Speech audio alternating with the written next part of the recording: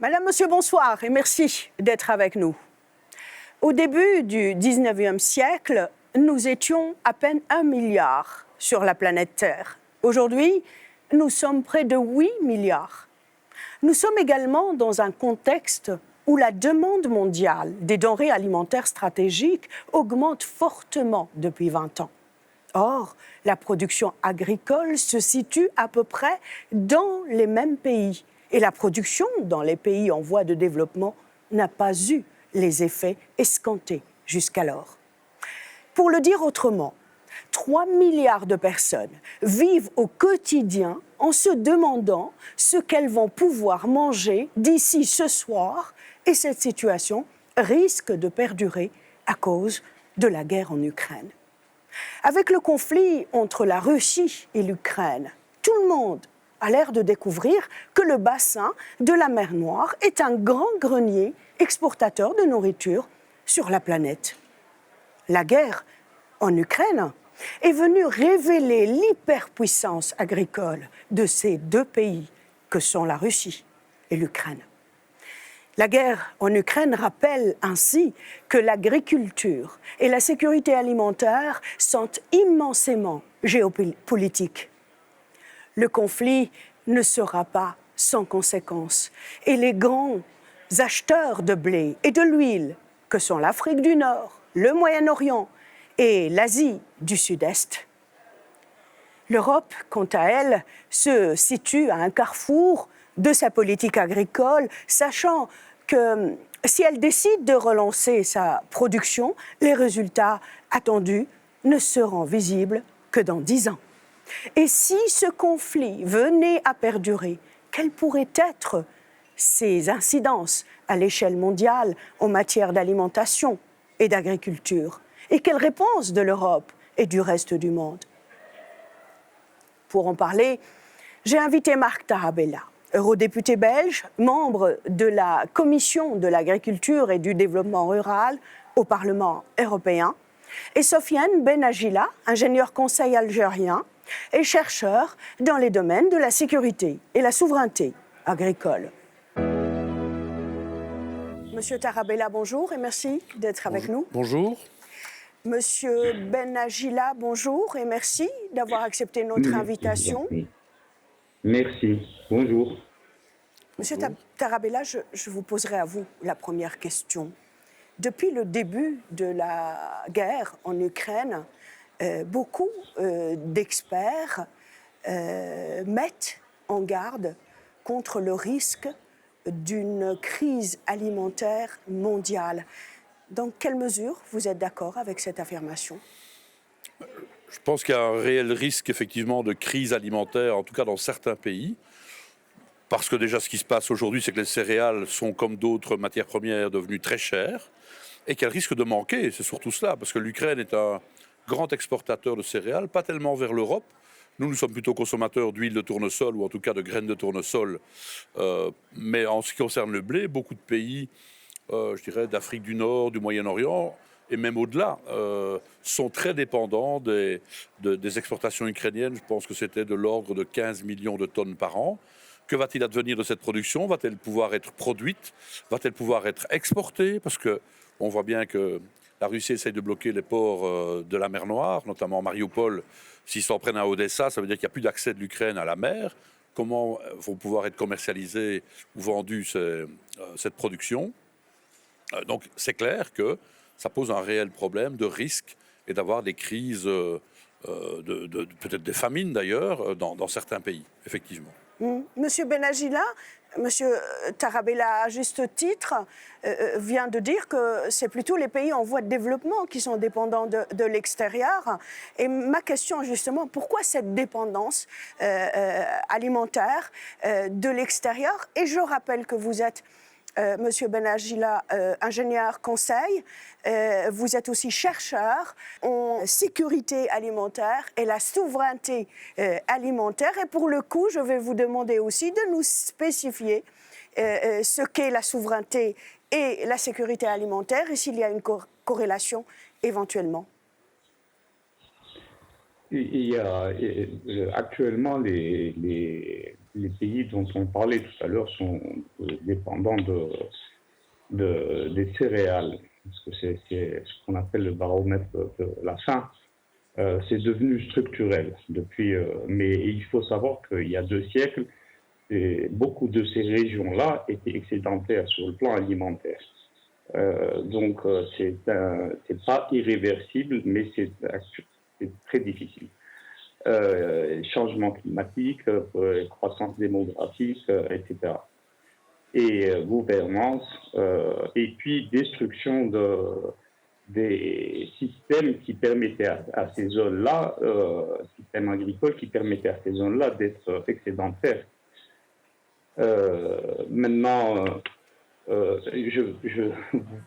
pouvez me rappeler, s'il vous plaît, la question? La deuxième partie de la question était éventuellement ouais, de nous dire la différence entre la souveraineté alimentaire et la sécurité alimentaire, voire l'autosuffisance alimentaire. Pour ne pas, bon, il y a les définitions, elles existent, elles sont connues. Pour la sécurité alimentaire, on essaye de se limiter à avoir accès à la nourriture, à un prix, etc., qui soit accessible et de la bonne nourriture, etc. Moi, ce que je veux relever dans la souveraineté alimentaire, et c'est une illusion, j'ai l'impression qu'on entretient.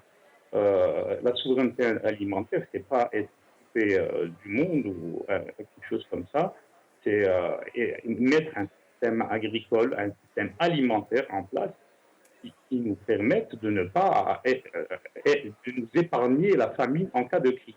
C'est ça, c'est avoir le minimum pour ne pas mourir de faim, en quelque sorte. En gros, on peut se limiter à ça.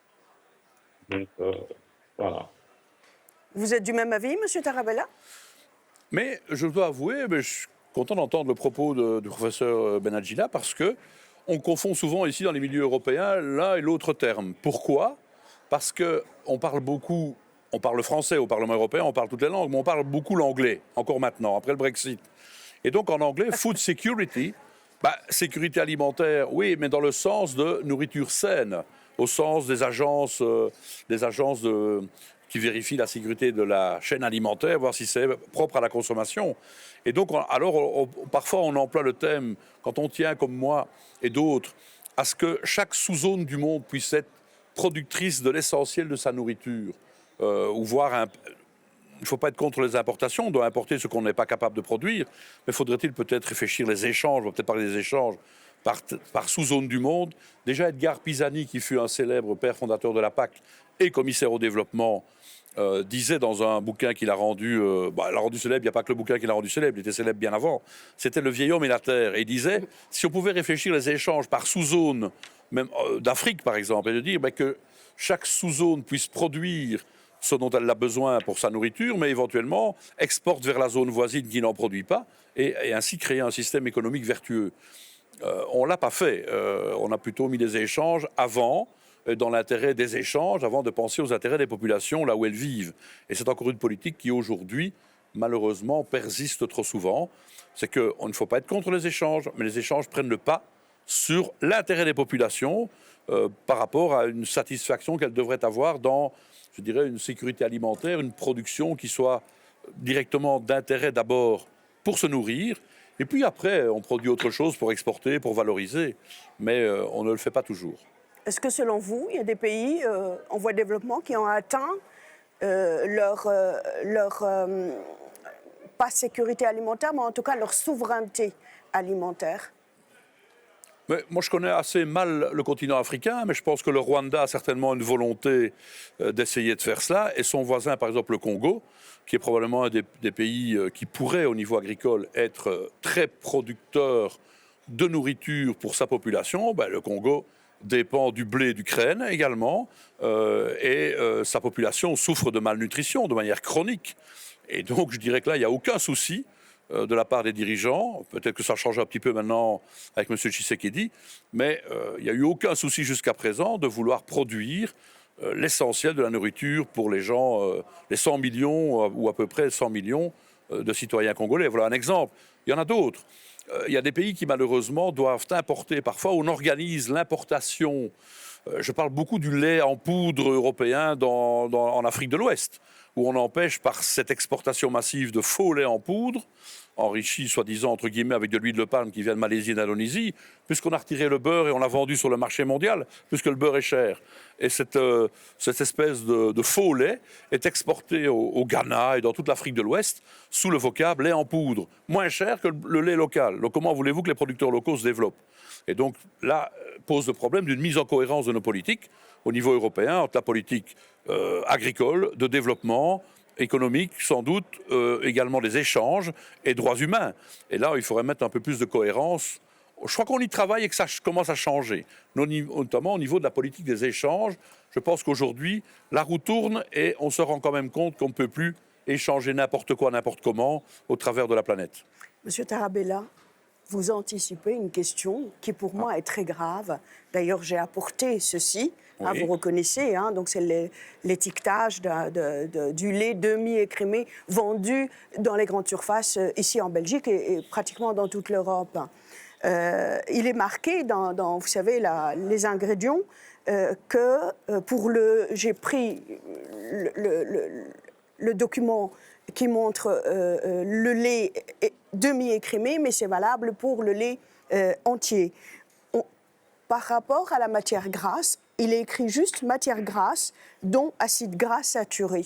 Est-ce qu'il s'agit pour l'Europe de ce fameux beurre, de cette matière grasse animale qui est déjà inclue au départ, ou elle est aussi extraite ici en Europe et remplacée par des huiles végétales? Non, le lait demi-écrémé n'est pas du tout un scandale. Je crois que les gens ont le choix du lait qui n'est pas du tout écrémé, le lait entier, ou le lait demi-écrémé, ou le lait totalement écrémé, de sa matière grasse.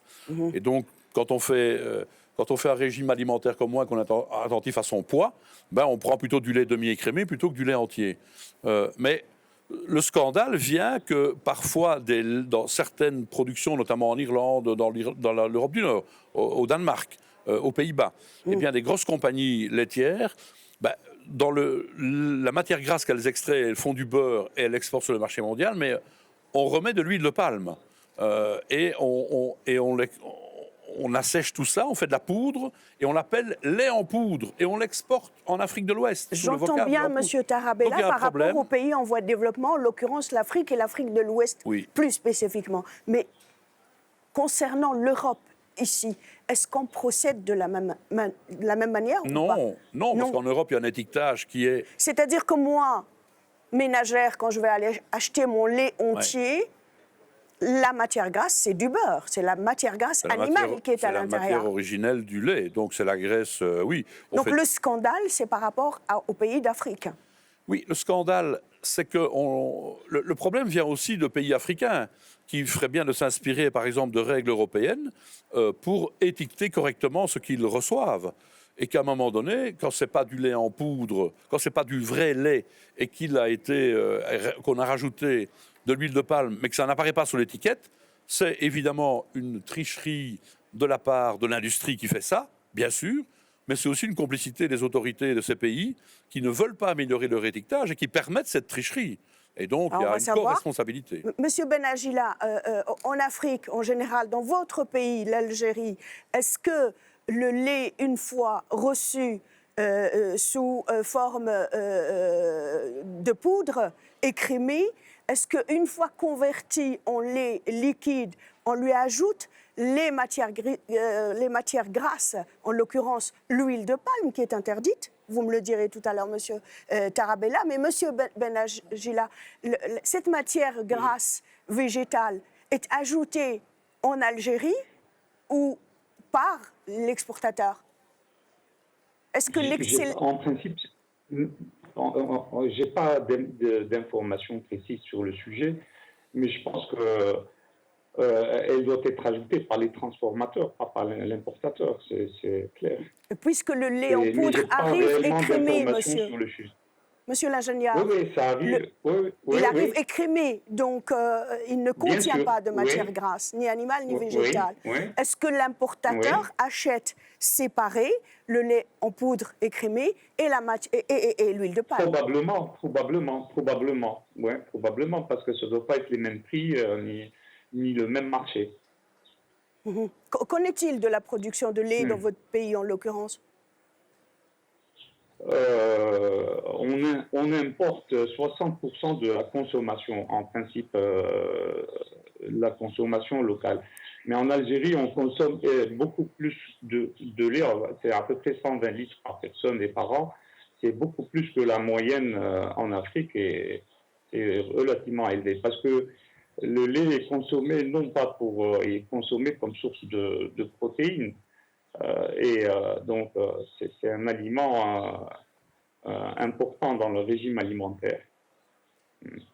Monsieur Tarabella, dans ces pays-là, les importateurs sont publics, c'est l'État qui importe ou ce sont des oligarques, par exemple, privés, qui ont le monopole de l'importation du lait en poudre en Afrique? Vous avez une idée? Non, je ne connais pas suffisamment la situation de pays à pays. Ça peut être aussi organisé, l'importation du lait, c'est aussi des grandes chaînes de magasins qui sont soit européennes ou américaines, mais qui s'implantent sur le continent africain.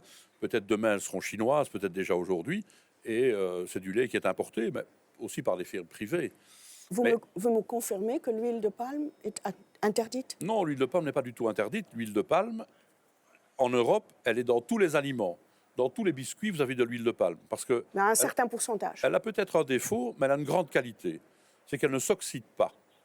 Donc, quelque chose qui est de l'huile de palme, même un produit semi-liquide ou semi-solide, je pense à une pâte à tartiner chocolatée par exemple, qui contient de l'huile de palme, vous ouvrez le pot, vous le refermez, vous le laissez dans votre armoire, vous le reprenez 3 mois après, c'est toujours la même pâte avec le même goût.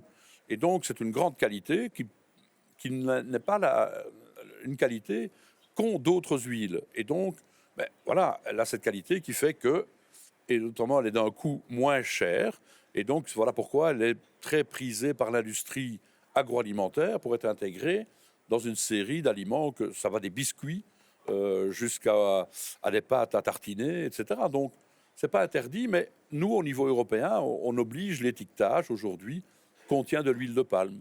Et certains d'ailleurs qui n'en mettent pas disent ne contient pas de l'huile de palme. D'aucuns disent que cette huile est cancérigène. Non, elle n'est pas cancérigène, sinon on serait tous morts depuis longtemps avec les biscuits qu'on mange, etc. Mais elle est polysaturée, donc forcément elle est moins bonne que l'huile de colza par exemple, ou l'huile d'olive, mais une pâte à tartiner chocolatée avec de l'huile d'olive, ça, à mon avis, ça ne doit pas être très bon. Et donc, les huiles ont des qualités et certaines des défauts. Un des défauts de l'huile de palme, c'est d'être polysaturée. Monsieur Benagila, comment est-ce qu'on peut lutter contre le dumping des produits importés à bas prix de l'Europe vers l'Afrique? Ça, il faudrait poser cette question-là à l'OMC. Ça, c'est vraiment un problème. Et c'est un problème qui est multidimensionnel parce que il y a des politiques de gouvernance intérieure. Et puis, il y a le fait que ça fait longtemps qu'on a placé l'aliment, la nourriture, on l'a fait passer après les profits. Et quand il s'agit de produits qui ne sont pas de base, ça va. Mais quand il s'agit de produits de base, il y a des notions il y a des problèmes d'éthique. On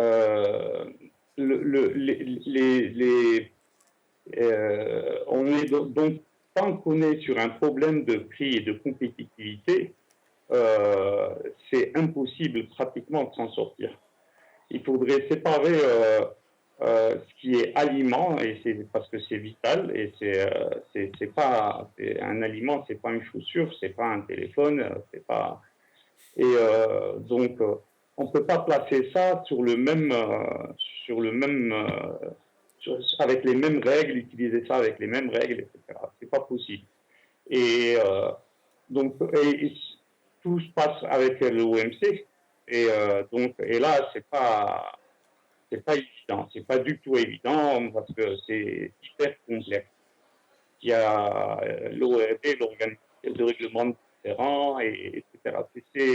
C'est très calibré sur le plan juridique et de toute façon, c'est la seule solution pour l'instant. Mais voilà, c'est pas. Monsieur Tarabella, vous voulez réagir aussi sur la question du dumping? Oui, dire qu'au niveau européen, il y a quelques années d'ici, existait quelque chose qu'on a beaucoup critiqué à juste titre, c'était les restitutions aux exportations, qui faisaient que on subsidiait l'exportation vers des pays, les pays moins avancés, et donc c'était bon marché, et donc ça arrivait, a fortiori, ça arrivait moins cher sur le marché de Dakar ou d'ailleurs que les produits locaux. Aujourd'hui, ces restitutions aux exportations, bien qu'elles soient réduites à zéro, font que l'industrie a des méthodes aussi de production. Je pense à la volaille, voilà un autre secteur aussi qui affecte notamment l'Afrique. La volaille peut être produite ici avec une intensité telle que voilà, elle débarque sur le pays africain, parfois donc s'il soit battu ici en Europe, et la viande congelée qui, en fonction des aléas du transport, peut être décongelé, recongelé, décongelé, recongelé, ce qui est scandaleux, c'est très mauvais évidemment, mais arrive sur le marché africain moins cher que le poulet local. Et donc c'est ça qui est problématique. Mais je dois avouer que bon, la co-responsabilité, c'est des entreprises qui visent uniquement à faire du business à coûte que coûte, et c'est des règles, peut-être à l'OMC, mais qui le permettent, et des accords de partenariat économique aussi, qui ont permis cela. Et donc je crois qu'aujourd'hui, il faudrait sans doute plus qu'une table ronde entre, d'une part, l'Europe, mais pas uniquement, il y a aussi les États-Unis, donc les grands producteurs agricoles mondiaux, c'est aussi la Thaïlande pour les viandes de poulet, c'est aussi la Chine, évidemment. Mais il faudrait que tous ces grands acteurs se soucient quand même du sort des populations locales et de leur besoin, sans doute, de développer leur production locale, même si, pour des raisons climatiques que vous avez évoquées, Monsieur Benagila, oui. Les aléas climatiques, c'est une chose. Il y a des zones qui vont devenir moins productives, où la production va peut-être disparaître, d'autres vont devenir plus productives. Mais je pense que le commerce devrait d'abord concerner, et la production, ce qui compose l'essentiel de la nourriture des citoyens, au lieu de faire cultiver des haricots au Kenya pour les exporter en Europe, ou des fleurs et les exporter en Europe. Les terres seraient peut-être bien d'abord à être utilisées pour produire la nourriture nécessaire aux populations là où elles se trouvent. Monsieur Benagila, comment est perçue cette supposée crise alimentaire mondiale et comment elle est perçue en Afrique en général? Juste avant de commencer l'émission, vous êtes en Algérie et en plein désert. Vous êtes un monsieur du désert, n'est-ce pas? Donc ça doit vous parler beaucoup plus qu'un autre citoyen. Je voulais rebondir un peu sur votre question là de tout à l'heure. Pardon. Je pense qu'il y a quelques points qu'il faudrait préciser. Même s'il n'y avait pas de dumping, de toute façon, indépendamment du dumping, on met sur le marché mondial des performances agricoles régionales, disons. On met en compétition des agriculteurs de plusieurs pays, les produits agricoles, donc produits par ces agriculteurs-là, sur le même marché. Vous savez qu'il y a une chose qui est... Donc, on a en face des pays qui sont très industrialisés, qui ont des coûts de production relativement bas. Pourquoi? Parce que une agriculture industrialisée, c'est que la différence entre un agriculteur d'un pays développé et un agriculteur d'un pays sous-développé, c'est qu'il y a un rapport de 1 à 200 en productivité. Et l'agriculture industrielle, actuellement, elle nourrit, d'après la FAO, elle produit le quart de la production alimentaire mondiale. Et c'est l'agriculture paysanne, disons, qui existe essentiellement dans les pays sous-développés, qui produit les 3 quarts de l'alimentation mondiale. Donc, on ne peut pas mettre sur une logique de profit dans une logique marchande, on ne peut pas mettre deux agriculteurs en compétition, deux agriculteurs. Et en plus, ce que fait l'agriculture industrielle, on a une productivité qui n'est pas augmentée à l'État par une surface, on a une productivité qui est augmentée par individu. Donc une concentration, une augmentation des surfaces, une concentration. Les surfaces exploitées ne sont plus d'une dimension humaine, mais sont à la mesure d'une dimension des machines qui gèrent comme on le voit parfaitement, c'est un cas typique, l'Ukraine, qui exporte 80% de sa production. C'est essentiellement de l'agriculture industrielle. Et par rapport à ça, s'il y a 1,3 milliard agriculteurs, il y a 28 millions de tracteurs, de machines agricoles, c'est tout. Et elles sont essentiellement concentrées dans des pays dits avancés. Et donc, le rapport de force n'est pas du tout le même. Ça, c'est indépendant, c'est mis à part l'histoire de dumping. Alors, j'en viens à votre question. Comment nous, on perçoit on est très vulnérable. Bon, chaque pays a son seuil de vulnérabilité et chaque pays a des produits sur lesquels il est vulnérable et d'autres pas.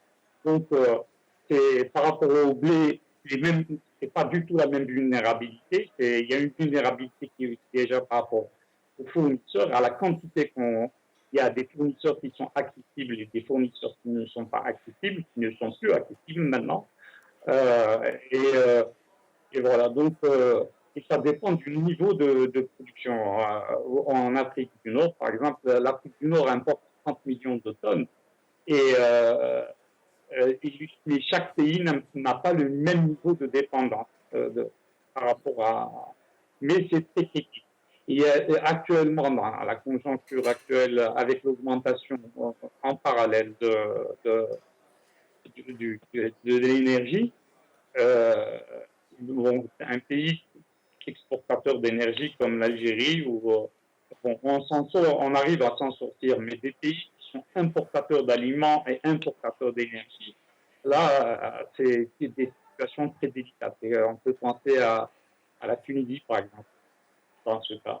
Donc, mais il faut absolument, c'est pas possible qu'on soit arrivé à un seuil où un problème dans un endroit donné, donc la guerre en Ukraine, se soit mondialisé à ce point-là.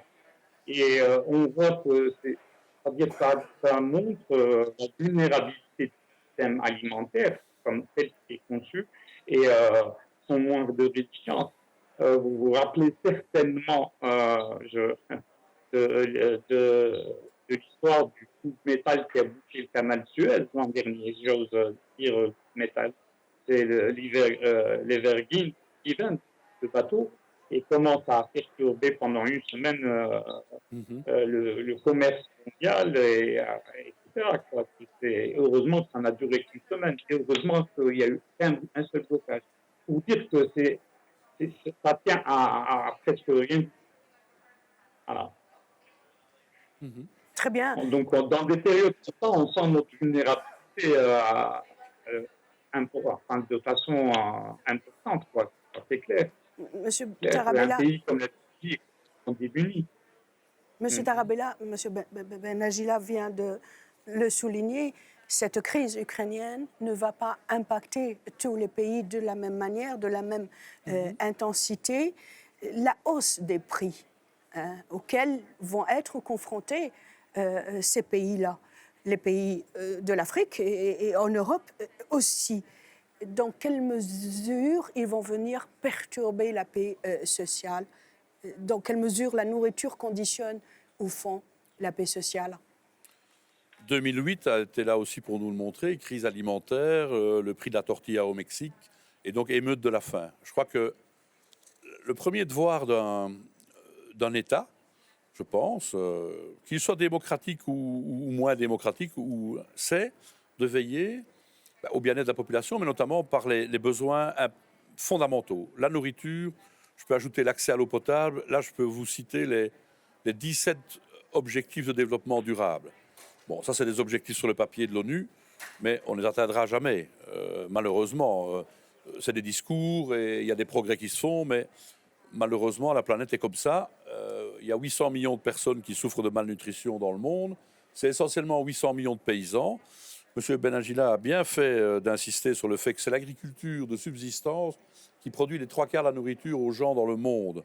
Et l'agriculture industrielle, aux 25%, à la limite les plus riches, qui n'ont peut-être pas besoin de ce surplus, mais en tout cas qui profitent de l'agriculture intensive. Et l'agriculture intensive qui fait beaucoup de dégâts. Et aujourd'hui, on a d'ailleurs un grand débat au niveau européen. C'est qu'on vient essayer de faire des avancées vers une agriculture plus durable, plus respectueuse des sols, utilisant moins d'engrais chimiques, avec des objectifs chiffrés à l'horizon 2030, essayer d'atteindre 25% des terres agricoles en Europe dévolues à l'agriculture bio à l'horizon 2030. Et parce qu'il y a cette crise en Ukraine et le risque qui va plutôt affecter d'autres pays que les pays d'Europe, on dit, ah là, il faut qu'on produise pour la planète et revenir en arrière vers un modèle hyper productiviste. Vous avez aujourd'hui un Parlement coupé en deux, avec ceux qui disent non, il ne faut surtout pas revenir en arrière par rapport aux avancées qu'on essaye de faire vers une agriculture plus durable, et d'autres qui profitent de cela. Évidemment, ils sont ils épousent les thèses de l'agro-industrie et qui voudraient revenir en arrière vers une hyper-productivité, soi-disant pour sauver la planète. Ils ne sauvent pas la planète depuis des dizaines d'années, alors qu'on hyper-produit, surtout au niveau européen, au niveau américain, au niveau de l'Amérique du Sud. Ce n'est pas ça qui nourrit les gens, les plus en demande de nourriture de base. Donc oui, le prix peut être quelque chose qui peut créer une difficulté, notamment dans les pays les plus pauvres. C'est pour ça qu'il faut espérer revenir à une situation plus normale au niveau des cours et au niveau d'abord de la paix et de la stabilisation au niveau de la guerre en Ukraine, et espérer que cette production puisse quand même être exportée et aller vers les destinataires qui étaient les destinataires habituels. Alors, vous évoquez les pays du Sud. Qu'en est-il de l'Europe? Comment la PAC, la politique agricole commune, va venir au secours des agriculteurs européens? Non, la PAC ne vient pas au secours, elle les maintient dans un état de dépendance pour leur maintenir la tête hors de l'eau. Moi, j'ai voté contre la PAC.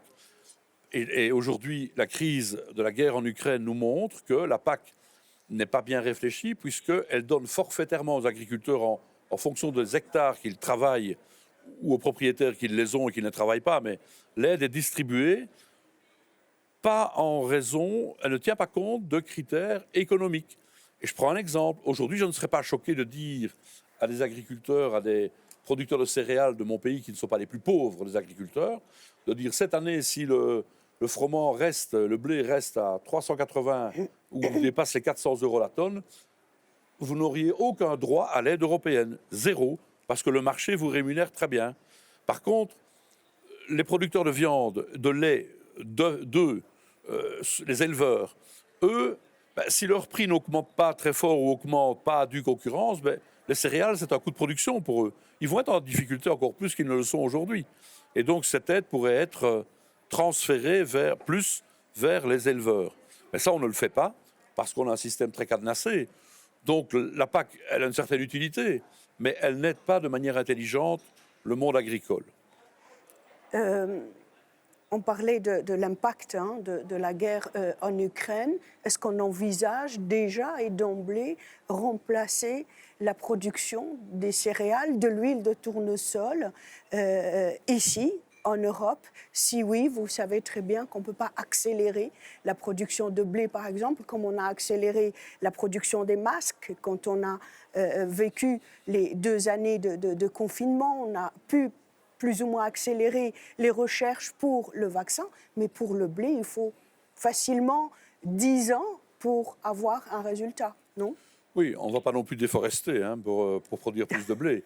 Mais c'est clair que la production de blé ne peut pas augmenter du jour au lendemain ainsi. D'ailleurs, le fait que on prend les décisions pour l'instant au niveau urgent, au niveau européen, par exemple, il y en a une qui, moi, ne me choque pas, c'est de dire que on paye aujourd'hui les agriculteurs pour laisser leurs terres en jachère, c'est-à-dire non productives.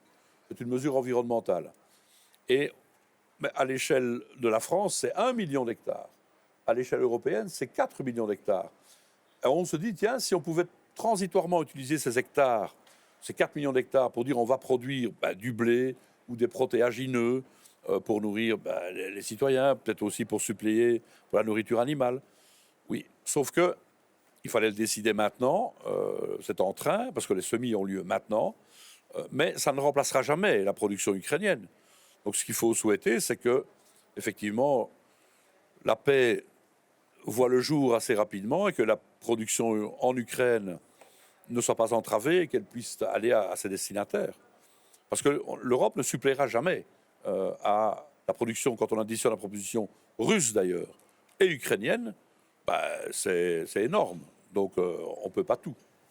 En préparant cette émission, j'avais lu ça et là sur des sites officiels des institutions européennes que désormais la question de l'approvisionnement des pays en développement en céréales est une priorité de l'Europe. Ça veut dire quoi? Ça veut dire c'est l'Europe qui va décider de la politique agricole ou la politique d'approvisionnement de céréales pour les pays africains. On est où là avec la souveraineté? Justement, la souveraineté alimentaire? Non, on se pose des questions par rapport à l'approvisionnement des pays qui en dépendent le plus. Donc, si on peut produire un peu plus au niveau européen de manière transitoire, ça pourra aider, mais ça ne résoudra pas toute la question. La seule chose qui puisse aider vraiment, c'est un arrêt de la guerre en Ukraine et que la production puisse être acheminée, d'abord se faire normalement, et puis être acheminée vers les destinataires. Bon, il y a la Russie aussi. Alors nous, on va boycotter les importations russes au niveau européen. Mais il est clair que si la Russie reste, elle restera grande productrice de blé. Moi, je trouve qu'il serait... On ne va pas demander à un pays qui souffre de malnutrition et qui risque de ne plus être approvisionné en blé de se priver d'une source d'approvisionnement qui serait russe. Bon, il n'est pas choquant, nous, qu'on fasse un boycott. OK, de toute façon, le boycott du blé ukrainien, nous, on n'a pas besoin du blé ukrainien. Mais un pays où sa population va être menacée de famine, il serait normal qu'il puisse apporter de Russie, quelle que soit la situation de la guerre, qu'elle soit finie ou qu'elle ait toujours lieu. Donc on ne peut pas juger les pays qui apporteraient de Russie, on ne peut pas les mettre au banc des nations, parce que nous, Européens, nous avons décidé de ne pas importer. Je pense qu'il y a une nécessité qui fait loi, et éviter les famines, c'est quand même la priorité des priorités. Les Européens, peut-être, ne vont pas mettre la pression sur leurs partenaires africains, mais les Américains ont déjà commencé justement à le faire et d'inciter les Africains aussi d'être du même côté, le côté qu'on appelle aujourd'hui le monde libre. Monsieur Benagila, vous êtes d'accord avec le postulat de Monsieur Tarabella? Oui, bien sûr. Et je voulais aussi revenir sur la question du droit à l'alimentation qui est dans les ODD, les objectifs du développement durable, mais c'est aussi c'est dans la déclaration des droits de l'homme, la déclaration officielle des droits de l'homme. Donc tous les États ont le devoir d'assurer l'alimentation. C'est un droit fondamental. Il n'y a pas de... par rapport je voulais aussi revenir sur remplacer la production, disons, russe ou ukrainienne. De toute façon, qu'exporte l'Ukraine et la Russie, c'est la production quasiment de l'Union européenne. Et cette quantité-là, elle ne peut pas être substituée au marché international. C'est impossible, pas en aussi peu de temps. Et par exemple, aux huiles, s'il y a des études, une approche qui a été faite pour l'huile de soja, effectivement, on peut faire de l'huile de soja en Europe, mais il faudrait des surfaces énormes et on ne peut les prendre que sur des surfaces réelles où il faut faire un choix. Et autre chose, parce que c'est des pays donc fortement producteurs et fortement industrialisés, et ils sont très liés, la production est directement liée à l'énergie. le secteur alimentaire, hein, par le système alimentaire globalement, c'est tout, hein, toute la chaîne alimentaire, c'est la chaîne qui consomme le plus d'énergie, hein, de tous les secteurs d'activité économique. C'est à peu près 30%. C'est d'ailleurs le secteur qui émet aussi le plus de gaz à effet de serre. Et avec cette histoire d'augmentation de l'énergie, il n'est pas du tout évident de pouvoir continuer à assurer ce niveau de production. Ce niveau de production actuellement, il est garanti en partie techniquement, hein, si on prend techniquement, par la quantité d'engrais qu'on peut mettre, de pesticides, etc. Actuellement, les engrais consomment pratiquement 10% de la production mondiale de pétrole, pour dire uniquement la dépendance par rapport aux engrais. Et des approches ont été faites sur des sols qui sont devenus maintenant maigres dans les zones traditionnellement exploitées en Europe ou même en Ukraine. En Ukraine, les tchernozènes, là, c'était au début du siècle, c'était 15-20% de matière organique, qui est le facteur de productivité le plus important, de fertilité. Et actuellement, on en est à 5-6 et ils sont obligés, même en Ukraine, de fertiliser pour produire. Et certains parlent, pour l'Europe en tout cas, les seuils de carbone sont tellement devenus bas qu'en cas de retrait d'engrais, et essentiellement donc l'azote, qui est hyper dépendant, pour produire une tonne d'ammonitrate, il faut 2 tonnes et demie de pétrole, pour donner à peu près les quantités. Très bien. La production risquerait d'être divisée par 5. Vous imaginez, c'est-à-dire dans le pire des scénarios, de 2 à 5.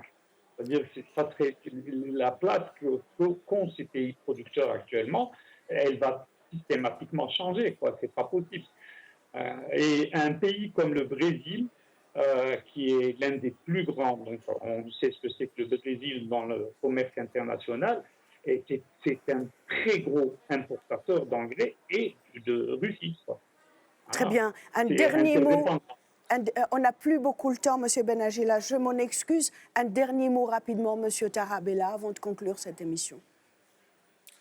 Qu'il faut sans doute saisir l'opportunité de la crise qui est devant nous aujourd'hui pour réfléchir nos modes de production agricole pour le futur, pour que toutes les zones du monde soient, en espérant que ça advienne un jour, essentiellement productrices de leur nourriture de base. Et ce que vous venez de dire, M. Benagila, est tout à fait vrai. Le Brésil, évidemment, il y a des régions comme le Mato Grosso où on fait 3 récoltes de soja par an. Donc les machines qui récoltent le soja, il y a déjà les autres qui sont en train de planter le suivant, parce que le climat le permet. Oui, mais en attendant, la terre, elle est morte dans ces pays. C'est les engrais, comme vous l'avez bien dit, qui font que la terre est encore productrice. Mais elle est morte. Elle est devenue, on l'a réduite à un support de la plante qu'on met. Et donc ça, c'est évidemment contre-productif dans l'esprit de ce vers quoi on devrait aller, une agriculture plus durable, plus liée, je dirais, au sol, aux citoyens, et en tout cas productrice de l'essentiel de la nourriture partout où on est dans le monde, et pas seulement dans les pays hyper productifs qui produisent effectivement avec un haut degré d'autosuffisance alimentaire, mais il faudra réduire la dépendance des pays hyper dépendants aujourd'hui, et ça ne peut se faire que par une politique internationale qui ne consacre plus tout au libre-échange, qu'on réfléchisse les échanges autrement, et une agriculture plus durable. Marc Tarabella, merci d'avoir été avec nous. Ça a été un plaisir, comme à chaque fois, de vous recevoir à cette émission. Merci vraiment. Monsieur Sofiane Benagila, merci d'avoir été avec nous depuis le désert algérien. Merci vraiment de votre contribution. Madame, Monsieur, cette émission s'achève. Merci de l'avoir suivie. Au revoir.